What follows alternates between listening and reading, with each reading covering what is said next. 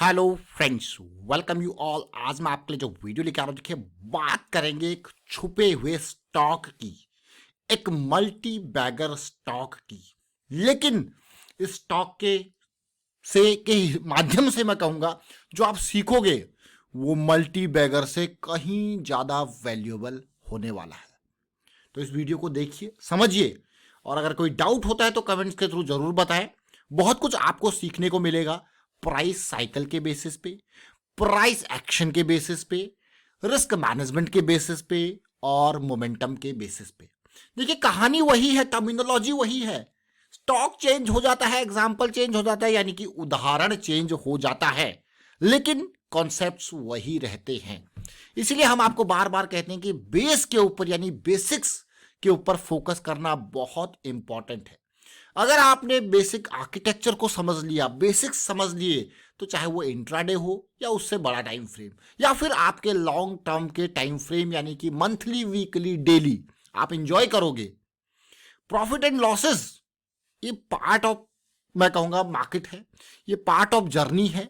लेकिन लॉसेस को कम करना यानी कि लो रिस्क की अपॉर्चुनिटीज को समझना प्राइस साइकिल के बेसिस पे बहुत आसान हो जाता है। लो रिस्क की अपॉर्चुनिटीज यानी कि रिस्क जरूर है। देखिए मैं कभी भी आपको हमेशा बार बार कहते हैं कि मार्केट में अगर आप 1 रुपया भी लगा रहे हो तब भी रिस्क है, लेकिन आपको उस रिस्क को मिनिमाइज करना है। क्या करना है? मिनिमाइज। मतलब अगर मोमेंटम है तो एंट्री, अदरवाइज इंतजार। क्या? इंतजार या अवॉइड। बस यही रिस्क मैनेजमेंट की कहानी है। आप कोई सा भी प्रोजेक्ट उठा लो, कोई सा भी बड़ा से बड़े, मैं कहूंगा, प्रोजेक्ट उठा लो, हर जगह पे रिस्क मैनेजमेंट। अगर ये सिचुएशन हो गई तो हम क्या करेंगे, यानी कि आप देखते हो कि आगे किस तरीके का प्लान है और उस प्लान में क्या क्या रिस्क हो सकते हैं। तो इस रिस्क के लिए आप मिटिगेशन या कंटिजेंसी के प्लान्स क्रिएट करते हो। ये रिस्क मैनेजमेंट के बेसिक टर्म्स है, मिटिगेशन और कंटिजेंसी। यानी कि अगर ऐसा हुआ तो आप क्या करोगे। चलिए, आपके पास पहले प्रिकॉशंस आपने लिए, ऐसा ऐसा करेंगे, लेकिन अगर रन टाइम पे हो गया तो क्या करोगे, कैसे निकलोगे। ये मिटिगेशन और कंटिजेंसी की प्लानिंग है। तो चलिए आज का जो एग्जांपल है, टारगेट 350 प्लस, जरा देखिए और समझिए। ये स्टॉक जब स्टार्ट कर रहा था अपना मोमेंटम, ये कोई और नहीं, एक्सिस केट्स टेक्नोलॉजी है। एक्सिस केट्स टेक्नोलॉजी आज की डेट में 1200 करोड़ के पास का मार्केट कैपिटलाइजेशन है। लेकिन जब हमारी नज़रों में ये स्टॉक आया था 2021 में, दिसंबर, जनवरी 2021, 2022 जनवरी, 1 साल हो चुका है इस स्टॉक को। और इस स्टॉक को 1 साल में अगर आप इसकी रैली देखोगे तो ये रहा 90 का प्राइस और ये रहा ऑलमोस्ट 3 गुना। अब आपको हो गया, यार वाह, ये सिचुएशन कैसे देखने को मिली, ये 3 गुना की प्राइसिंग कैसे देखने को मिली। अब देखिए, ये लॉग चार्ट और मैं कहूँगा लीनियर चार्ट का डिफरेंस है, स्केलिंग का डिफरेंस यहाँ पे हो जाता है। तो जब भी आप बड़े टाइम फ्रेम्स की बात करते हो आप हमेशा लॉग चार्ट का यूज़ करें। मतलब बहुत लंबे टाइम तक का डाटा अगर आपको देखना है तो हमेशा क्या करना है, लॉग चार्ट का यूज़ करना है। तो अब आप देखिए, ध्यान से देखना और समझने की कोशिश करना। जब ये करेक्शन रिजॉल्व हुआ था तो इस स्टॉक ने 60 से सफ़र तय किया था सीधे 300 तक का, 300 पार तक का। अब आप देखिए, फिर से जब ये करेक्शन रिजॉल्व हुआ, स्टॉक नजरों में आया इन लेवल्स पे और ये सफर तय हुआ। ऐसा नहीं कि सफर रुक गया, सफर और आगे जा सकता है, कोई बात नहीं। लेकिन ये स्टॉक को यहां पे समझना। अब आप स्टॉक कहोगे, स्टॉक तो यार 28 के लेवल पे भी बिल्कुल बॉटम पे था, ये बिल्कुल सपोर्ट के लेवल था। लेकिन देखिए यहाँ पे जो हम आपके सामने चीज़ें बताते हैं, जो लर्निंग आप यहाँ पे इस चैनल के माध्यम से देख रहे होंगे, देखिए बॉटम्स को बहुत टफ होता है पकड़ना मेरे हिसाब से।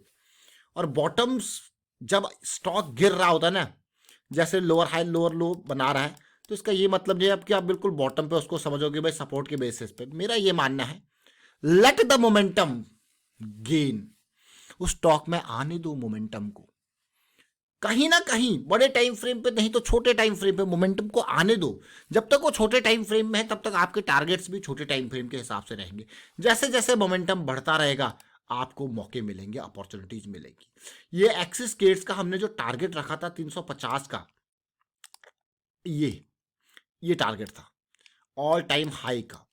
यहाँ पे बहुत सारे लोग ब्रेकआउट वाले लोग होते हैं, लेकिन हम इसको क्या कहते हैं, लिक्विडिटी, क्या कहते हैं, लिक्विडिटी।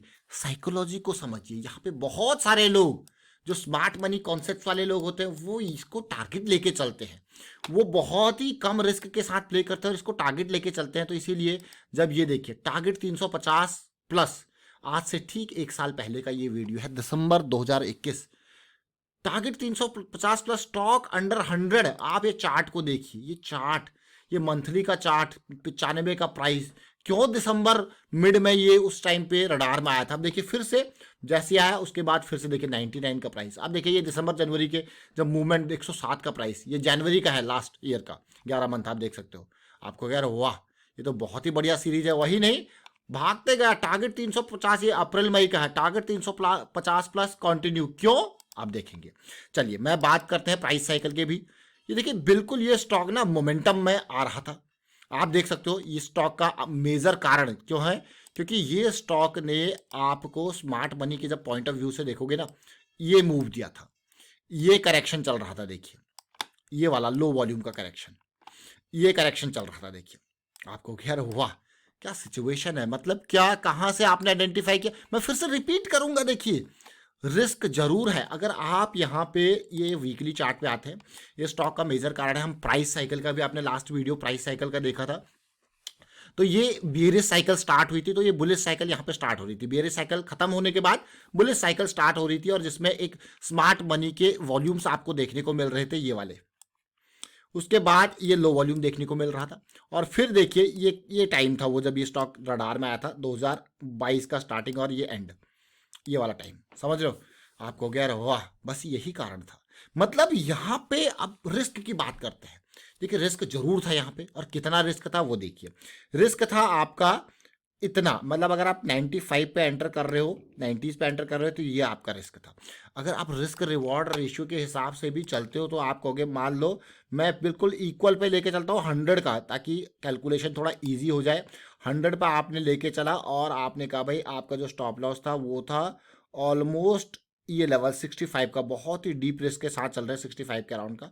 और टारगेट की अगर बात करते हैं तो 350 का टारगेट था, तो उसी को लेते हैं, ज़्यादा दूर का नहीं, ये लीजिए। ठीक है, अब आप कहोगे यार रिस्क रिवॉर्ड रेशियो मतलब अगर हर 1 रुपये के रिस्क पे आपका 7 रुपये से ज़्यादा का गेन, देख रहे हो इस पार्ट को, आपको कहोगे वाह यार ये तो बहुत ही अच्छी बात है। लेकिन ये चीज़ें सेकेंडरी है, मेजर चीज़ें हैं लो रिस्क की अपॉर्चुनिटीज़ को समझना। और वो लो रिस्क की अपॉर्चुनिटीज़ आपने कैसे देखी भाई, स्मार्ट मनी के पॉइंट ऑफ व्यू से देखिए। एक बार भी देखिए हायर लो क्रिएट होता गया, और हायर लो क्रिएट होता गया, और फिर तो आप देख ही सकते हो। फ्रैक्टल नेचर ऑफ मार्केट क्या कहता है, अगर ये रैली है जो कि 140 से आई है, तो आप इसमें भी देखोगे तो क्या है, fractal nature of market, correction correction, तो इसको क्या कहते हैं, फ्रैक्टल नेचर ऑफ मार्केट।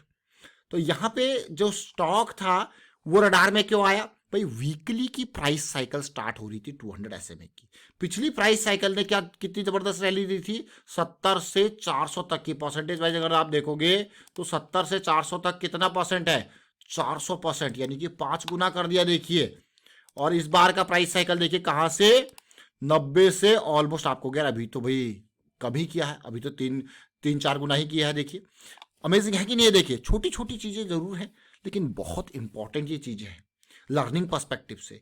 तो ये जरूर, अगर आप लॉन्ग टर्म पर्सपेक्टिव से सोच रहे हो तो ये जरूर देखें कि कौन सी साइकिल स्टार्ट हो रही है। इवन अगर आप इन इन इन करेक्शंस को देखो, तो जैसा मैंने आपको इससे पिछले वीडियो में भी बताया था कि जब करेक्शंस आती हैं तो किसी न किसी टाइम फ्रेम पे आपका प्राइस साइकिल बदल जाता है। अगर आप देखो 200 SMA डेली पे पॉजिटिव ही है, प्राइस जस्ट टच किया वापस गया, लेकिन इसकी वजह से आवरली पे करेक्शंस में 200 SMA की साइकिल टूटी होगी, तो आपको किस चीज का इंतजार करना है, ठीक उसकी वापसी का। बस ये इंपॉर्टेंट लर्निंग। देखिए टारगेट 350 प्लस का क्यों रखा गया, उसका कारण क्या था, ये लिक्विडिटी एरिया देख रहे हैं, ये लिक्विडिटी एरिया।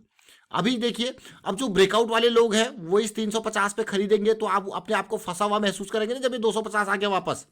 लेकिन जो स्मार्ट मनी वाले लोग हैं वो तो इंतजार करके बैठे हैं, आ 350 आ 360 मुझे निकालना है। देखिए कितने दिन रहा इस एरिया पे, 1 2 3 4 5, 5 दिन रहा। तो जो निकालने वाले लोग थे उनको 5 दिन मिले निकालने के लिए।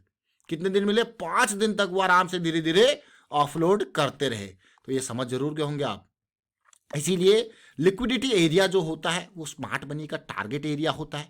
तो वहां पे किन लोगों का बाइंग एरिया होता है? जब स्मार्ट मनी यहाँ पे चिपका रहा है माल तो किसको चिपकाएगा? वही जो ब्रेकआउट वाले लोग हैं, जो ब्रेकआउट के लिए। इसीलिए मैं आपको कहता हूँ कि ब्रेकआउट नहीं, पुल बैक का इंतजार कीजिए। पुल बैक आपको क्या देगा? अब यहाँ पे अगर आप खरीद रहे हो तो क्या रिस्क मैनेजमेंट होगा? चलिए मान लो आपने 180 पे खरीदा, आपको पता है भाई 160 से नीचे जाएगा मैं बेच दूंगा। आपने यहाँ पे बाई किया 101 पे, आपने कहा भाई 81 से नीचे जाएगा मैं बेच दूंगा। आपने यहाँ 140 पे खरीदा, आपने कहा भाई 130 से नीचे जाएगा मैं बेच दूंगा। आपके पास क्या है? क्या है आपके पास? एक स्टॉप लॉस, एक रिस्क मैनेजमेंट, एक लो रिस्क की अपॉर्चुनिटी। आपको पता है, आपके पास एक प्लान है कि ऐसा होगा तो मैं निकल जाऊंगा। चलिए मान लो आप अभी 309 पे 320 पे खरीद रहे हो, तो आपको पता है भाई 260 पे आप निकल जाओगे। क्यों? क्योंकि ये आपका बिल्कुल डीप यहाँ पे, ऐसा थोड़ा है कि भाई 260 पे खरीद रहे हो तो 160 पे स्टॉप लॉस लगा के बैठोगे 100 पॉइंट का। तो ये लो रिस्क की अपॉर्चुनिटीज कहाँ पे मिलती है, ये आपको समझाने की कोशिश की। प्राइस साइकिल की अंडरस्टैंडिंग हुई, प्राइस एक्शन की अंडरस्टैंडिंग हुई, बड़े टाइम फ्रेम्स यानी कि लॉन्ग टर्म पर्सपेक्टिव की अंडरस्टैंडिंग हुई। वाइंड अप करता हूँ वीडियो को और उम्मीद करता हूँ कि इन वीडियोस के माध्यम से आप जरूर कुछ सीख रहे होंगे। और अगर इन वीडियोस को देख रहे हो, प्राइस एक्शन सीरीज में सब कुछ है। और आपके लिए जो एक्सरसाइज होती है वो यही होती है कि बड़े टाइम फ्रेम्स में मंथली, वीकली, डेली, इनके ऊपर जब आप फोकस करते हो तो देखिए कहाँ पे साइकिल स्टार्ट हो रही है 200 SMA की। देख सकते हो, ये इंपॉर्टेंट है लर्निंग।